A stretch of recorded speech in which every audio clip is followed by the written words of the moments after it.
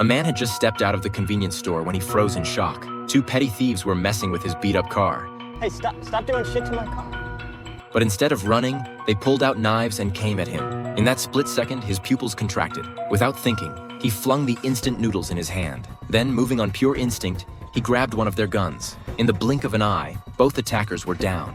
After killing them, he stood there dazed and confused. He had no idea he possessed such deadly skills. When reality hit, he frantically called his girlfriend Vida, but she burst out laughing when she heard his story.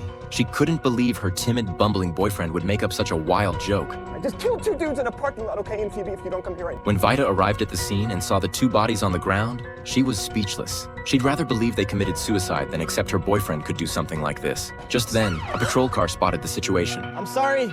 This bewildered man was Jack. He was actually the government's most elite operative, created with $1 billion investment. But for unknown reasons, his memory had been wiped, and he'd been hidden away in this remote town. After losing his memories, he'd become timid and weak. He quickly became known as the town's biggest loser, barely scraping by with odd jobs at the convenience store. His only bright spot was his beautiful girlfriend Vida, who hadn't given up on him. She'd become his sole reason for living. What Jack didn't know was that his every move in town was being closely monitored by a satellite in space. Every action was transmitted to his CIA handler, known as Flower. That day, Flower suddenly received an urgent message from her superior. Her boss considered Jack's unauthorized departure from town a security threat and ordered a cleansing operation within 24 hours. Flower immediately confronted her boss to cancel the operation. Jack was the sole survivor of the Agent Enhancement Program and represented her life's work, but her superior wouldn't listen.